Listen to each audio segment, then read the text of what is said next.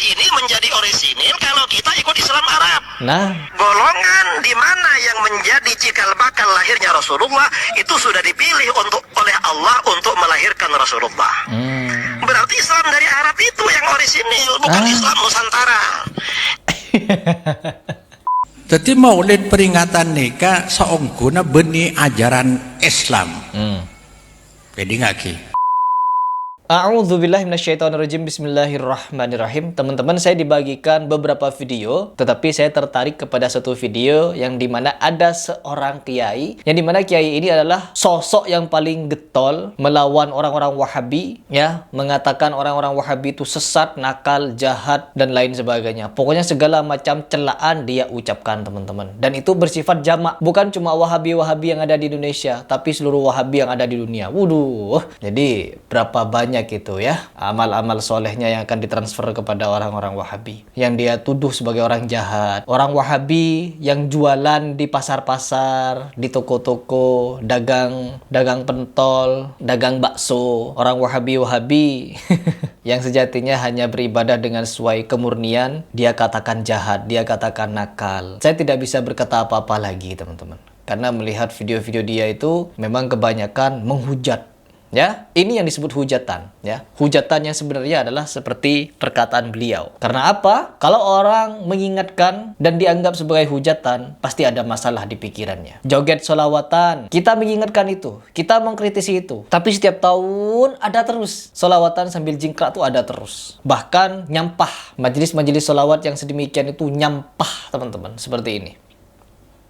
Setiap tahun itu. Do solawatan kok ora ngerti ngresi nggone lho. Nglarai tok. Kaya nalare lho. Nglarai tok. Do nglarai tok ora gelem ngresiki. Ya, ini bukan rahasia publik, ya, bukan rahasia publik, tapi fenomena yang sudah terpublik dari dulu sampai sekarang. Ketika kita mengkritisi itu, pasti yang salah Wahabi. Sama seperti disampaikan oleh kiai ini, Wahabi selalu salah, dia selalu benar. Tetapi kali ini dia kesurupan, teman-teman. Dia kesurupan faham Wahabi sudah. Entah ini hanya satu momen atau memang dia sudah mulai mau berubah, gak tahu saya. Tapi di sini saya jadi heran dan saya ingin sekali kalian menyimak video ini. Coba kita langsung ke video. Islam Nusantara lebih orisinil, lebih bagus daripada Islam Arab. Itu gak betul, gak boleh betul. seperti itu karena Rasulullah dari Arab.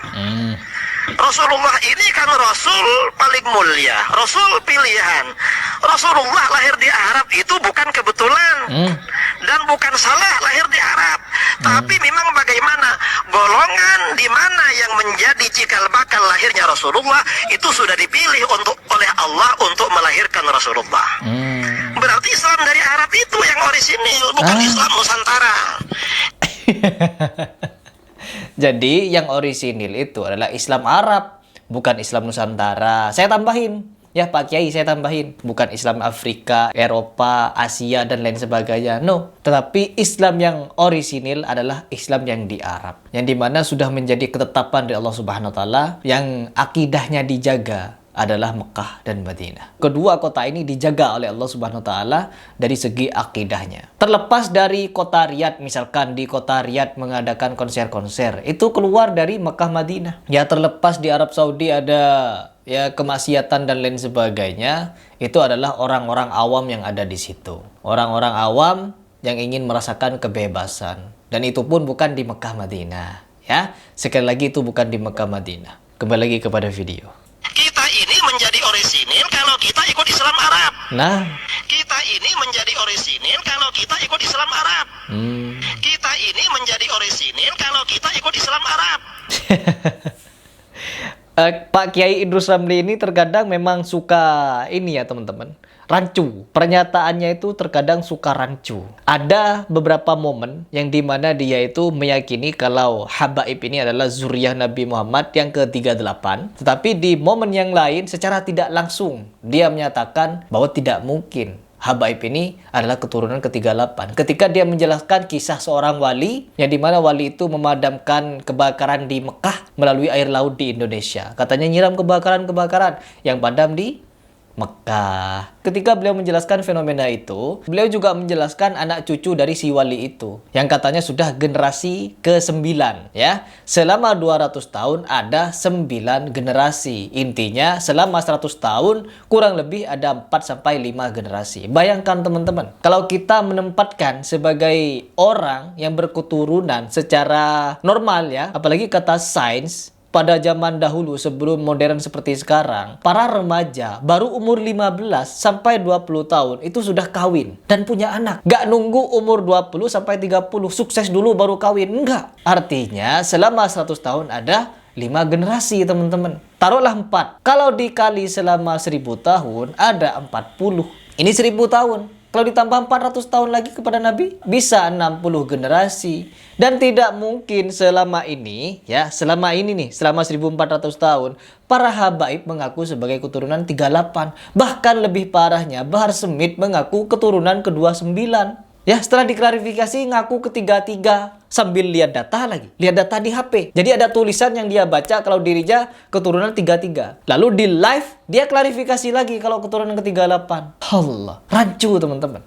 Ya, kalau kita meneliti di sini rancu. Itu yang pertama. Terus yang kedua, beliau ini sebagai pembela habaib katanya semua habib itu adalah zuriyah Rasulullah SAW. Tetapi di sisi lain dia juga memerangi habib-habib Syiah. Karena memang kata asatid saya, guru saya memberikan nasihat kepada saya kalau memang pintu pertama itu orang menjadi Syiah adalah cinta kepada Ahlul Bait, katanya begitu. Jadi tidak salah kalau habaib-habaib ini banyak yang ke Syiah. Faham-fahamnya banyak yang ke Syiah. Salah satunya adalah Habib Husain Al-Haddar, Ja'far itu. Bahkan sekarang ini lagi heboh ya. Sekarang lagi heboh bahwa Husain Al-Haddar itu DNA-nya bukan DNA Arab katanya. Sudah ada tes DNA. Entah ini benar atau salah saya tidak mau tahu. Intinya mereka ini para habaib ya rancu ya, rancu. Dan di sini Kiai Idrus Ramli ini mulai kesurupan faham Wahabi bahwa Islam yang murni adalah dari Arab. Yang di Arab sana, yang di Indonesia itu enggak. Saya tidak tahu maksudnya ini apa dan bagaimana teman-teman. Tetapi setelah saya nyimak ini jadi heran kepada statement-statement beliau yang dulu-dulu, yang dimana hobi sekali menghujat. Benar-benar hujatan, bukan kritikan lagi, tapi hujatan. Benar-benar murni hujatan secara personal dan ditujukan kepada seluruh Wahabi di dunia. Masya Allah.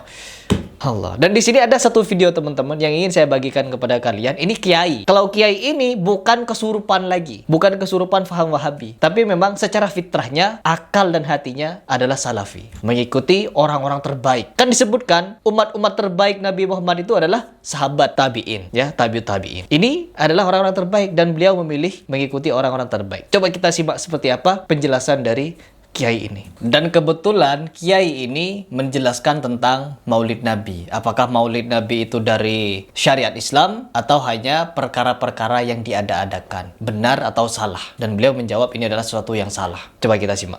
Jadi Maulid peringatan nikah seongguna benih ajaran Islam. Jadi nggak ki? Tepat. Peringatan Maulid nikah benih ajaran syariat Islam. Ya. Di zaman Nabi tak ada, di zaman sahabat tak ada. Nabi nyebut lagi, pada telok generasi paling bagus menurut saja. Generasi Rasulullah, sahabat tabi'in, khairun nas qarni, summal ladina yalunahum, summal ladina yalunahum. Ibas masane kemasan Islam paling bagus menurut saja Rasulullah tang generasi. Tang Funjeren, sahabat pahtabiin ada lamba. Jadi sekitar 350 tahun dari Nabi baru bernikah. Jadi sekali lagi peringatan Maulud benih ajaran syariat. Tapah ngamuk meneng mun kilo idola saki. Makanya ngeneng kelu.